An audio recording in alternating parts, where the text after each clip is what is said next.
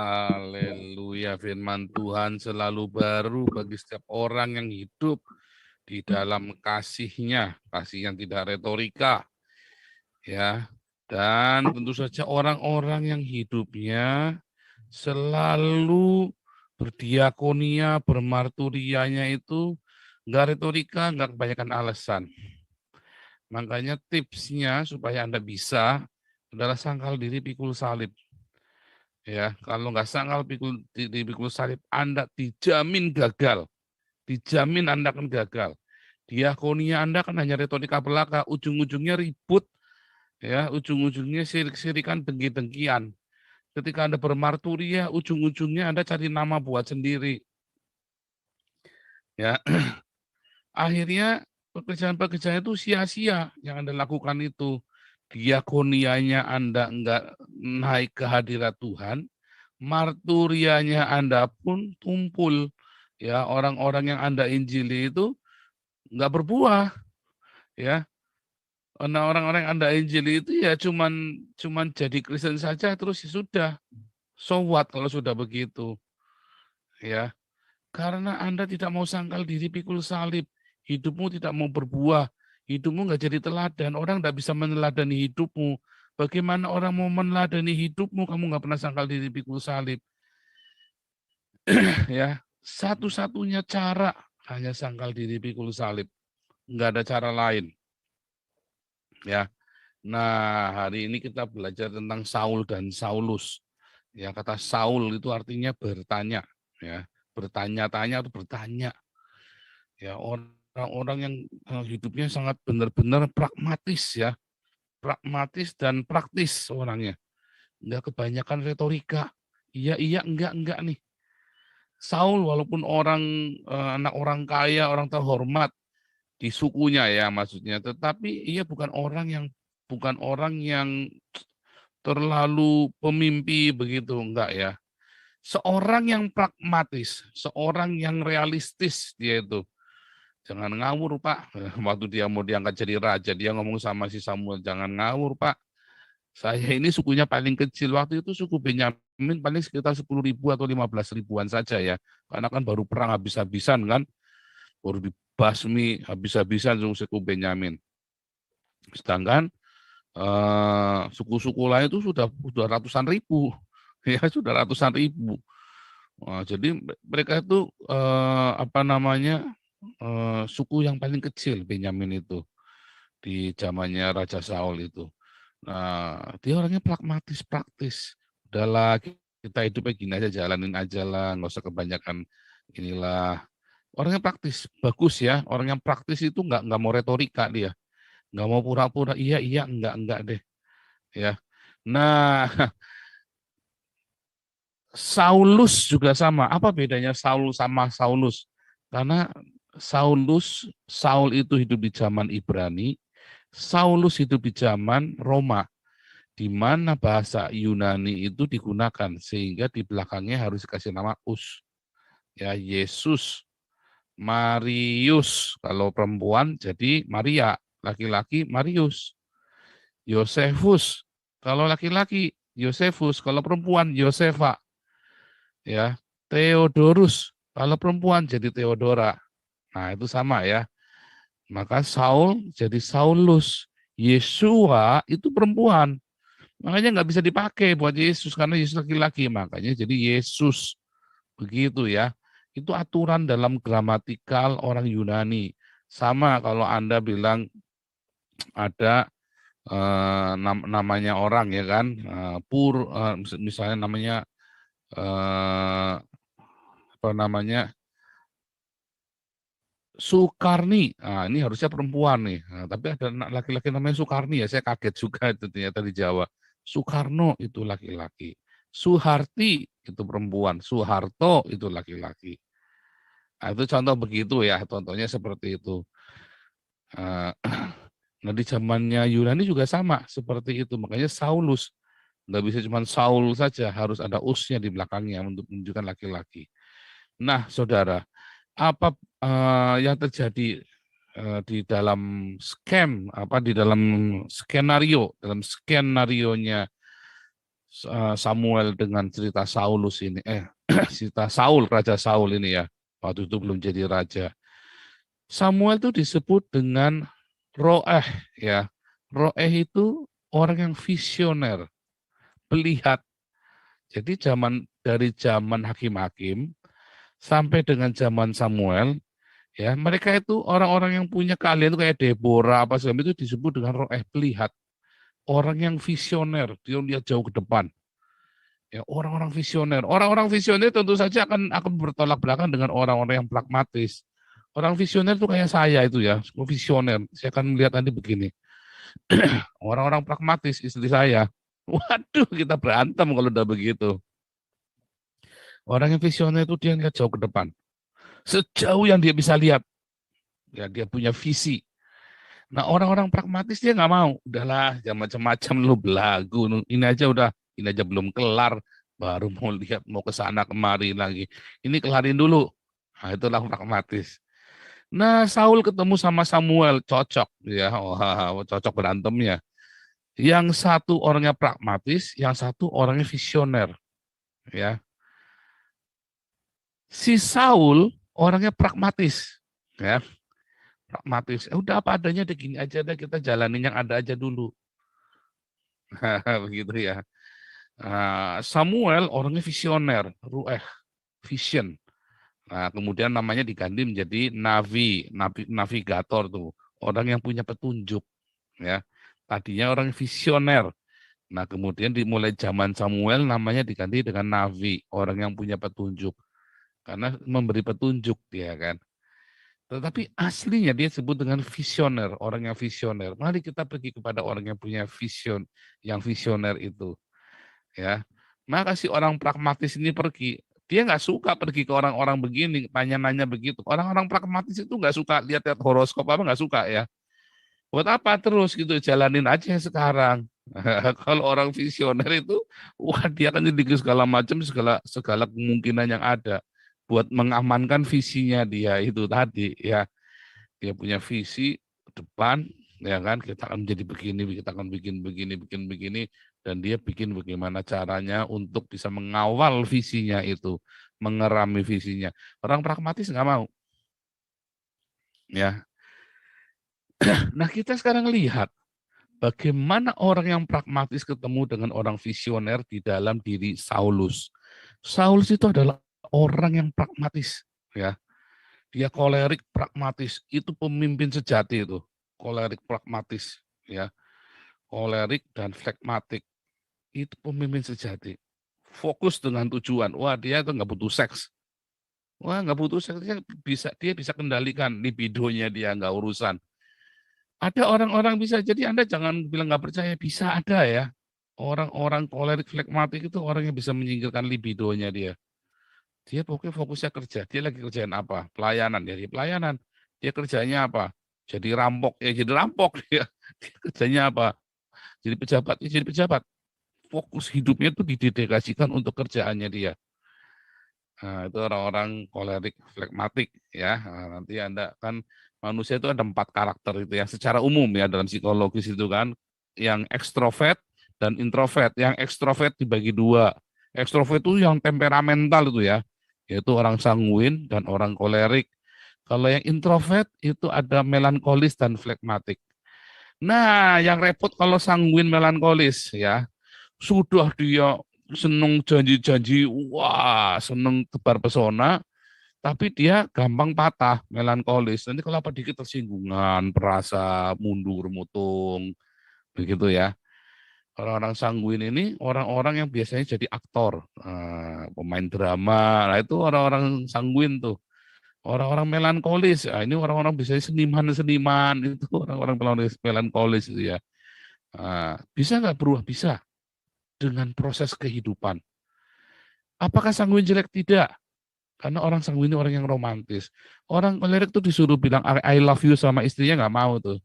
Oh, love you, I love you. Tak lap tenan ceraimu. Dia bilang gitu. I love you, I love you. Nggak mau orang kolerik ini. Orang sanguin ini ya bisa. Ya, saya terlahir dengan sanguin ya. Saya terlahir dengan watak sanguin. Tetapi proses kehidupan membuat saya jadi kolerik. Bisa ya. Jadi saya tetap romantis. Tanya anak kalau nggak percaya. Hihihihi. Tapi orang bisa berubah ya. Proses ya. Sehingga saya tetap masih ada sisa romantisnya. Udah gitu saya seniman pula kan. Nah, bisa ya orang bisa berubah. Cuman saya nggak mau jadi orang flekmatik karena pelit. Saya cukup jadi orang kolerik saja. Saya hanya membutuhkan satu sifat kolerik, fokus dengan tujuan. Dan itu yang sedang saya lakukan ya, kita sekarang ini dengan tujuan kita. Nah, balik lagi ya ke orang flekmatik dan kolerik ini. Si Saul, si Raja Saul ini dia orang yang flekmatik, pragmatis dia. Apa adanya, nggak mau retorika. Memang hidupnya nggak penuh dengan retorika. Sehingga waktu dia mau dijadikan raja, dia kabur, sembunyi, dia nggak mau. Raja-raja. Dia tahu kalau dia jadi raja, dia diperalat sama umatnya. Dia ngerti kalau dia jadi raja nggak enak. Dia kan diperalat sama umatnya. Kalau lo suruh perang, dia suruh mati dulu. Ya kan? Makanya waktu perang sama Goliat dia sembunyi kan, nggak mau kan, enak aja lu kurang ngasal lu suruh saya perang. Suruh sana aja karena dia orang flekmatik, kolerik flekmatik si Raja Saul ini kan. Enggak, aja suruh orang lain aja enak aja gue suruh mati. Dia begitu ya. Itu biasa itu. Ya, biasa itu. Nah, dia orang pragmatis dia nggak mau jadi raja. Dia tahu karena ketika menjadi raja Israel, dia tuh bukan untuk dielu-elukan, tapi disuruh mati. Mau dikorbanin sama rakyat Israel buat maju perang. Makanya Saul nggak mau, enak begini aja di rumah jadi anak papa, anak mama. Dia bilang, saya kerja, ya saya bertani, saya jadi orang kaya di rumah. Kalau perang ya udah, kalau memang harus bayar upeti saya kaya, bayar upeti aja nggak apa-apa. Ya, ketemu sama Samuel, visioner, enggak, kamu nanti akan menjadi raja, mampus dah. Enggak semua orang berambisi demikian ya. Ya harus kita harus terima. Jadi jangan pernah menuduh orang punya ambisi selalu. Enggak ya. Enggak semua orang punya ambisi loh. Ya, apalagi kalau orang-orang flekmatik itu kalau ditanya cita-citamu apa, bisa makan aja udah bagus, bisa kawin aja bagus, ya kan? Nggak mau ditanya cita-citanya apa. Oh nanti kamu kalau nah, enggak itu orang yang pragmatis, orang yang realistis. Nah, sekarang kita melihat jiwa yang pragmatis realistis itu di dalam hidupnya seorang Rasul Paulus. Saulus itu kan kemudian diganti nama jadi Paulus kan di Kisah Rasul 15, Kisah Rasul 13, sorry ya. Kisah Rasul 13 itu ganti nama jadi Paulus. Nah, si Paulus ini dia jalan menjadi orang yang kolerik flekmatik, dia seorang terpelajar, dia orang yang pandai, cerdas, berdedikasi, tapi dia orang yang menyerahkan hidupnya, ya. Dia orang yang menyerahkan hidupnya kepada Tuhan. Dan dia menjadi visioner, dia tahu apa yang akan terjadi dengan bangsanya. Dia tahu apa yang akan terjadi dengan dunia ini. Dari orang yang pragmatis, dia dirubah menjadi orang yang visioner. Hari ini juga berlaku dalam hidup kita setiap orang Kristen. Lihat apa yang kamu lihat. What do you see? Apa yang hari Anda lihat? Hidupmu yang berantakan? Ya Pak, udah mau cerai Pak. Biar aja lah, gimana lagi kita terima saja. Kalau saya waktu mau cerai, saya ngeliatnya ke depan ya. Anak saya nanti jadi apa, narkoba apa segala macam. Saya bilang enggak, dalam nama Yesus saya enggak mau. Saya ingat nasihat ibuku, jangan cerai. Nanti anak-anakmu jadi korban. Oh, saya fight. Mengapa kami bertiga, kakak beradik, tidak ada yang rusak hidupnya? Enggak ada yang maksudnya, ya saya rusak kan 4 tahun dalam pencarian sama Tuhan. Udah tua saya rusaknya ya kan, bocah tua nakal saya ini kan. Lagi muda saya mah baik-baik aja ya. Ya berantem sekali 2 kali kan SMP. SMA udah nggak pernah berantem. Kuliah sekali ya saya berantem. Tapi udah nggak pernah lagi. Baru edan itu ya kemarin usia berapa 35 ya, 36-an itu 36 itu saya edan lagi tuh. Baru edan. Enggak, usia 40 itu. Usia 40 tuh ya saya edan itu. Wah, itu baru tuh saya edan itu. Bocah tua nakal. Ini nakalnya terlambat saya ini. Eh, jadi kalau orang tua yang tidak bercerai, ya anak-anaknya hatinya firm, secure, ya. Nah, makanya orang-orang tua yang tidak bercerai jarang anak-anaknya rusak. Ada satu dua, tapi biasanya kalau orang tua yang sanggup ya, kenapa prihatin? Walaupun orang tuanya berantakan begitu, tapi dia bertahan, dia tahu. Sehingga kami bertiga prihatin hidupnya. Kita menahan diri, ya. Kalau ada apa-apa kasihan papa mama. Enggak kasihan, enggak kasihan, Padahal nggak pernah diminta untuk kasihan, tapi kita kasihan. Jangan nambah beban lagi, kasihan. Akhirnya kita tetap bertahan dengan ininya kita, gitu ya, dengan supaya kita jangan brutal, begitu ya. Nah, karena ada visi yang Tuhan berikan buat kami. Apa yang Anda lihat untuk pernikahanmu? Apa yang kau lihat buat keluargamu? Apa yang kau lihat buat anak-anakmu? Apa yang kau lihat buat gerejamu? Apa yang kau lihat buat hidupmu pribadi? Visioner, Anda minta dari Tuhan. Hanya rema dari Tuhan Yesus. Makanya si Saul itu kepenuhan roh ya. Karena dia butuh rema untuk menjadi raja. Dia terima firman, dia ngerti, makanya dia kepenuhan roh. Dia ngerti saat itu apa yang dimau Samuel. Bukankah semua harapan Israel itu pada kamu? Wah, ngeri, saudara. Makanya dia kepenuhan roh, dia ngerti, dia rema, makanya dia kepenuhan roh. Nah, kalau Anda sudah punya rema, Anda bisa tanya, Tuhan, apa yang kau mau dalam hidupku? Dan dia akan lihatkan perkara-perkara yang jauh ke depan, sesuai dengan rema yang kau terima. Itulah gunanya rema, ya, supaya kamu bisa melihat jauh ke depan apa yang Tuhan sediakan, rancangan-rancangan yang baik. Dari mana saya tahu saya mau ke Eropa? Ya, 3 tahun sebelum saya berangkat, Tuhan kasih satu gambar. Kau bilang kamu berangkat.